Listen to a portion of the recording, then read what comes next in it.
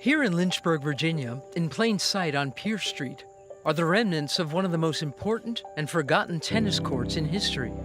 The two rusted poles that protrude from the ground provide clues that this was once the setting for something special, where African Americans such as Althea Gibson and Arthur Ashe honed their skills during the 1950s and 60s as they strived to break the color barrier in the sport. They all did this under the vision of Dr. Robert Johnson. The original Dr. J, he was a practicing physician and former college football player who aptly earned the nickname Whirlwind. One man on a mission to revive this piece of forgotten history is his grandson, Lange Johnson. Lange, tell me first, why Whirlwind? How did he get that nickname? He was an outstanding halfback in college at Lincoln University, and one of his key attributes was when he hit the line of scrimmage, he would twirl around like a whirlwind. But, you know, interestingly enough, his life took on that same sort of edict in terms of everything he did in the sport and medicine. He was constantly trying to figure out the best way to get through and finish. Why did Whirlwind Johnson love tennis? He wasn't that good, was he? No, he was not the best player, but he was really good at picking good partners. And so he fell in love with the sport early and took a look around and saw that from a sport perspective, it wasn't integrated. So he bought a lot next to his home in Lynchburg and installed a tennis court and started creating opportunities for him to learn the game as well as bring others into the game early on.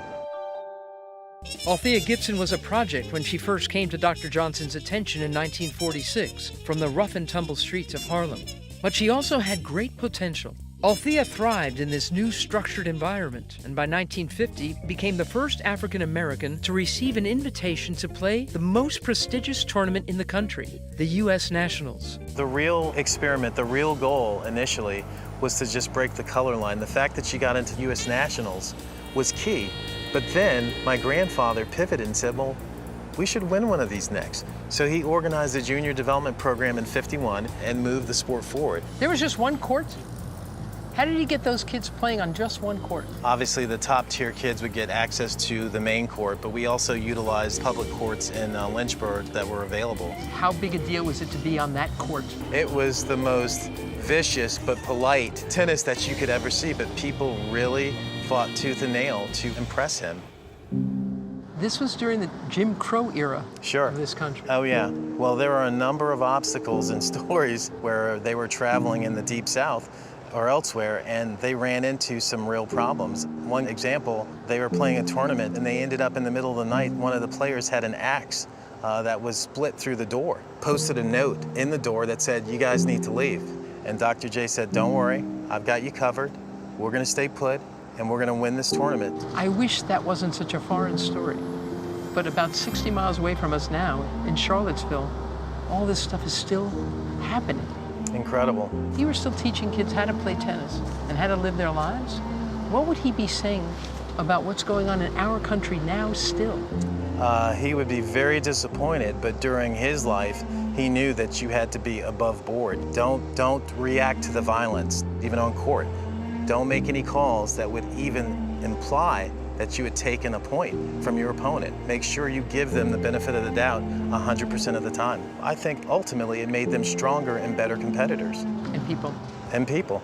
The Martin Luther King prophet of tennis that was his edict. He really wanted to make sure that people got their message across. And the best way to do that was conduct yourself professionally, but also win, which was important. Why was that so important? Because if we won, people would start paying attention. In 1956, the world paid attention as Althea reached the mountaintop, becoming the first African-American male or female to ever win a major title.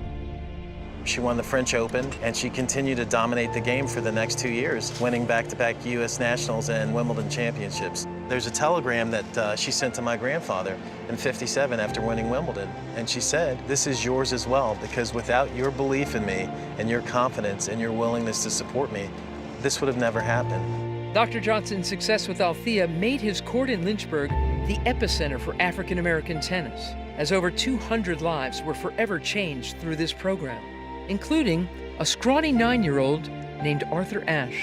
Arthur wouldn't have been there unless his father knew this was the go-to guy. If you want to get your game to the level where you can play on the world tennis stage, this is the guy you want to have.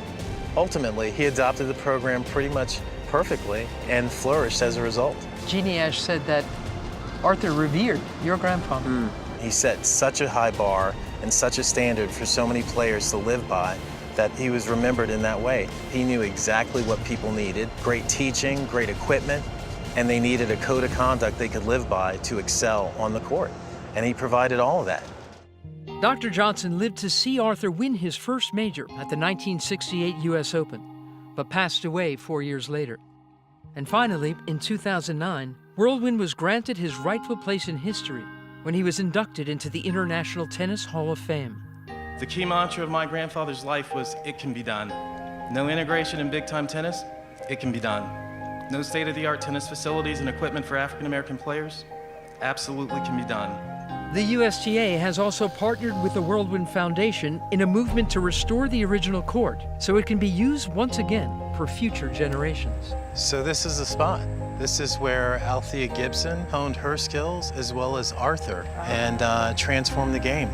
The things that happened in this city on that backyard tennis court are absolutely incredible. We would be completely remiss if we allowed that property and the court to die on the vine. So we're committed to not only preserving the court and the home, but also install a museum so people can come and see exactly what it was like to play in this environment and be on that court. I wonder what Dr. Johnson would think seeing Arthur Ashe Stadium where Serena Williams and Venus Williams play. Well, I think he would have to be extremely proud of that happening. The fact that Arthur's name would end up on that stadium would mean to him that he had accomplished what he set out to do: break the color barrier in the sport.